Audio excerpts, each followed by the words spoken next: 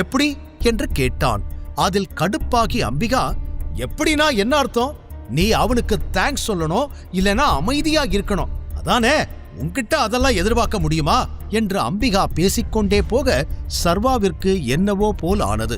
அவன்தான் அடியாட்களோடு சண்டையிட்டு வேதிகாவை காப்பாற்றினான். ஆனால் மிகவும் சுலபமாக பிரவீன் அதற்கான கிரெடிட்ஸ் அனைத்தையும் எடுத்துக்கொள்வது போல தோன்றியது. சர்வா பதில் பேசுவதற்குள், அப்புறம் இவர்தான் இந்த வீட்டோட மாப்பிள்ளையாக போறாரு, புரியுதா என்று அம்பிகா கூற, மாப்பிள்ளையா? உங்களுக்கு ஒரே ஒரு பொண்ணு தானே இருக்கா? இன்னொரு பொண்ணு ஏதாவது இருக்காங்களா என்று சர்வா நிஜமாகவே சந்தேகத்தோடு கேட்டான். முட்டாள், மாப்பிள்ளைன்னு சொன்னது என்னோட ஒரே பொண்ணுக்கு தான். என் பொண்ணு வேதிகாவை இவருக்கு கல்யாணம் பண்ணி கொடுக்க போறேன் என்று அம்பிகா சொல்லிக்கொண்டே போக அதை கேட்டு புன்னகைத்து சிரித்த பிரவீன் ஹாய் என்று சர்வாவிடம் கை நீட்டினான். சர்வாவிற்கு எரிச்சல் வந்தபோதும் அவனோடு ஹேண்ட் ஷேக் செய்து கொண்டான். Nice meeting you. நீங்க யாருன்னு எனக்கு தெரியாது, ஆனா நான் யாருன்னு நீங்க தெரிஞ்சுக்கணும் இல்ல? எனக்கும் வேதிகாவுக்கும் ஏற்கனவே கல்யாணம் ஆயிடுச்சு. நான் அவளோட ஹஸ்பண்ட் என்று தன்னை அறிமுகம் செய்து கொண்டான். இன்னொரு புறம் பிரவீனின் கைகளை நசுக்கி இருக்க அவனுக்கு வலி எடுக்க ஆரம்பித்திருந்தது. அதை கவனித்து வேகமாக குறுக்கே வந்து கைகளை பிரித்துவிட்ட அம்பிகா, என்னடா பண்ணிக்கிட்டு இருக்க? உனக்கு சண்டை போடணும்னா ரோட்ல போய் யார் கூடயாவது சண்டை போடு.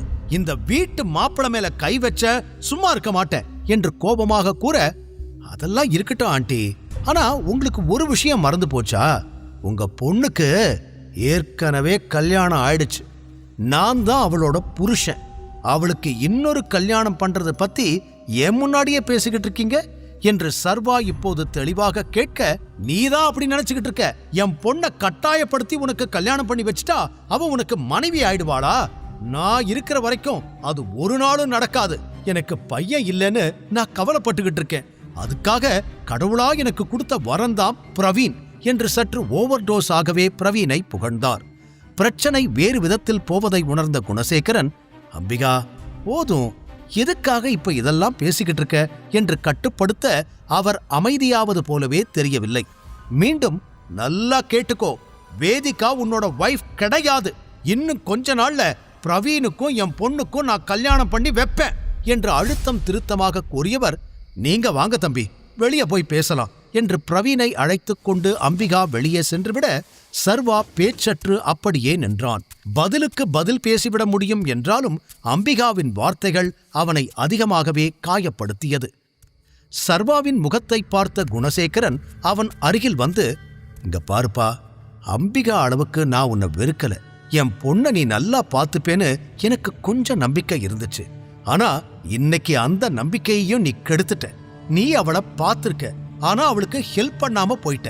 அவளுக்கு ஏதாவது ஆகியிருந்தா என்ன பண்றது என்று குணசேகரன் வருத்தத்துடன் கேட்க, அப்போதுதான் சர்வாவிற்கு விஷயம் முழுதாக புரிந்தது. அங்கிள், நீங்க நினைக்கிற மாதிரி இல்ல, அங்க என்ன நடந்துச்சுன்னா என்று சர்வா விளக்கம் சொல்ல வர, காரணம் எல்லாம் எனக்கு வேண்டாம், நான் ஒத்துக்கிறேன். அங்க 2-3 பேர் இருந்திருப்பாங்க, உன்னால தனியா சமாளிக்க முடியாதுன்னு. ஆனா நீ முயற்சி கூட பண்ணாம அங்கிருந்து ஓடி போயிருக்க. என் பொண்ணு இடத்துல இருந்து யோசிச்சு பாரு, அவ எப்படி உன்னை நம்புவா?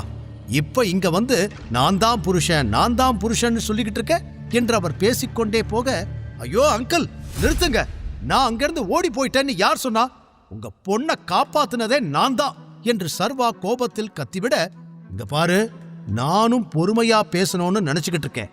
என்கிட்ட பொய் சொல்லாத, அப்புறம் நான் என்ன பண்ணுவேன்னு எனக்கே தெரியாது என்று பதிலுக்கு குணசேகரன் கத்திவிட்டு அங்கிருந்து நகர சர்வாவிற்கு ஒன்றுமே புரியவில்லை. என்னடா இது, இந்த வீட்ல எல்லாரும் ஒரே மாதிரி இருக்காங்க, ஏன் யாருமே நான் சொல்றத நம்ப மாட்டாங்க? அந்த அளவுக்கு அந்த பிரவீன் கதை சொல்லி இருக்கான், அவனை நான் சும்மா விட மாட்டேன் என்று மனதிற்குள் நினைத்தவன் பிரவீனை பழிவாங்க வேண்டும் என முடிவெடுத்தான். அதே கோபத்தில் வேகமாக வேதிகாவின் அறைக்குள் நுழைந்தவன் அங்கு நன்றாக உறங்கிக் கொண்டிருந்த அவளை பார்த்ததும் அவனது கோபம் அப்படியே கரைந்து போனது. உறக்கத்தில் பார்க்க மிகவும் அழகாக தெரிந்தாள். அதில் ஒரு ஓரமாக அமர்ந்தவன் அவளை தொந்தரவு செய்யாமல் வெகுநேரம் அவளை பார்த்து கொண்டிருந்தான். எப்போதையும் விட அந்த இரவு இனிமையாக மாற அப்படியே உறங்கிப் போனான் சர்வா. பிறகு எப்படி அங்கே உறங்கினான் என்று அவனுக்கே நினைவில்லை. ஆனால் காலையில் எப்பொழுதும் போல எழுந்த வேதிகா தனது அருகில் சர்வா இருப்பதை பார்த்து அதிர்ச்சியடைந்து ஹா என்று அலறியபடி அவனை எட்டி உதைத்தாள். தூக்கத்திலிருந்த சர்வா உருண்டு கீழே விழுந்தான். அவனுக்கும் என்ன நடந்தது என்று புரியவே சில நொடியானது. தலையை தேய்த்துக்கொண்டே எழுந்து அமர்ந்தவன் வேதிகாவை பார்க்க அவளோ பெண் சிங்கம் போல உருமிக் கொண்டிருந்தாள். எவ்வளோ தைரியம் இருந்தா ஏன் ரூமுக்கு வந்து ஏன் பெட்ல படுத்து தூங்கி இருப்ப? உன்னை யார் உள்ள விட்டது என்று அவள் கத்திக் கொண்டிருக்க தன் முதுகில் ஏற்பட்ட லேசான காயத்தை மசாஜ் செய்தபடி நிமிர்ந்து பார்த்தவன், அதுக்காக இப்படியா உதப்ப? படக்கூடாத இடத்துல பட்டிருந்தா என்னத்துக்கு ஆகிறது என்று சோம்பல் முறித்தபடி பதில் கேள்வி கேட்டான். நான் கேட்டதுக்கு முதல்ல பதில் சொல்லு. ஏன் ரூமுக்குள்ள வர உனக்கு யார் ரைட்ஸ் கொடுத்தது? உன்னை பார்க்க எனக்கு பத்திக்கிட்டு தான் வருது. வெளியே போ முதல்ல என்று கோபத்தை அடக்க முடியாமல் முகம் சிவக்க கத்தினாள். அவளை நிதானமாக பார்த்த சர்வா, நான் உன்னோட ஹஸ்பண்ட், மறந்துட்டியா? அப்புறம் இங்க தூங்காம வேற எங்க போய் தூங்குறது என்று பதில் கூறுவதாக அவளை இன்னும் எரிச்சலாக்கி இருக்க, ஹஸ்பண்டா? My foot! உன் கணவனு கூட அது நடக்காது. எந்த காலத்திலும் அப்படி ஒரு தப்ப நான் செய்யவே மாட்டேன். என்னோட லைஃப மொத்தமா அழிக்கிறதுக்காகவே வந்திருக்கிற எனிமி நீ. உன் மூஞ்சிய பார்க்க கூட எனக்கு பிடிக்கல என்று வேதிகா கோபத்தில் கத்திக்கொண்டே போக, அப்போ யார் முகத்தை பார்க்க உங்களுக்கு பிடிச்சிருக்கு?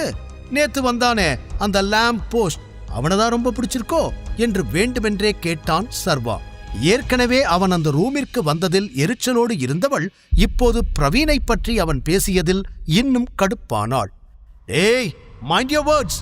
பிரவீனை பத்தி பேச உனக்கு எந்த தகுதியும் இல்லை. உன்னோட கம்பேர் பண்ணும்போது பிரவீன் 1000 மடங்கு பெட்டர் என்று எச்சரிப்பது போல கூறி தனது இடத்திலிருந்து எழுந்தவள் பாத்ரூம் நோக்கிச் செல்ல, ஒரு நிமிஷம் என்று அவளை தடுத்தான் சர்வா. அதில் திரும்பி பார்க்காமல் அப்படியே நின்றாள். நேத்து விக்ரமன் சார் ஆபீஸ்க்கு போனியே, என்னாச்சு? அவர்கிட்ட இருந்து ஹெல்ப் கிடைச்சதா என்று கேட்டான். அந்த கேள்வியை எதிர்பார்க்காமல் ஒரு நொடி தடுமாறிய வேதிகா அவனை திரும்பி பார்த்தாள். நான் தான் அப்பவே சொன்னேன்ல, என்னால உனக்கு ஹெல்ப் பண்ண முடியும். நீ நினைச்ச மாதிரி டீல் ஓகே ஆயிடுச்சா? ஹாப்பி தானே என்று அவன் பேசி முடிப்பதற்குள், ஏய் ஸ்டாப்! என்னமோ எல்லா ஹெல்ப்பையும் நீதான் பண்ண மாதிரி ஓவரா டயலாக் பேசிக்கிட்டு இருக்க என்று வேதிகா கடுப்புடன் கேட்க, டயலாக் பேசுறேனா? நேத்து நான் தானே உன்னை விக்ரமன் சார் ஆபீஸ்க்கு கூட்டிட்டு போனேன், அதுக்குள்ள மறந்துட்டியா என்று சர்வா நிஜமாகவே புரியாமல் கேட்க, அதெல்லாம் நீ போட்ட நாடகம். உண்மையாவே எனக்கு ஹெல்ப் பண்ணது பிரவீன் தான். அதனாலதான் நேத்து அங்க நான் நினைச்சதெல்லாம் நடந்துச்சு. இதுல உனக்கு எந்த சம்பந்தமும் இல்ல. அடுத்தவங்க பண்ண ஹெல்ப்புக்கு நீ கிரெடிட்ஸ் எடுத்துக்க பாக்குறியா என்று கோபமாக கத்திவிட்டு பாத்ரூம் உள்ளே சென்றாள்.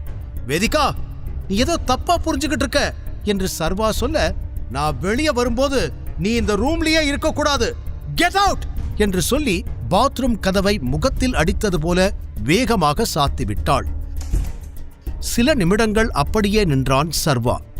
எப்படியாவது அவ மனசை மாத்திடலான்னு நினைச்சு ஹெல்ப் பண்ணா, இவ என்னமோ புதுசா கதை சொல்லிக்கிட்டு இருக்கா. உண்மையாவே நான் தான் ஹெல்ப் பண்ணேன்னு இவளுக்கு தெரியலையா, இல்ல வேணும்னே இப்படி பேசுறாளா என்று குழம்பி போனவன் அந்த அறையிலிருந்து வெளியே வந்து அவன் வழக்கமாக தங்கும் சர்வன்ட்ஸ் ரூமுக்கு சென்று குளித்து தயாராகி வெளியே வர அனைவரும் டைனிங் டேபிளில் ஆஜராகி இருந்தனர்.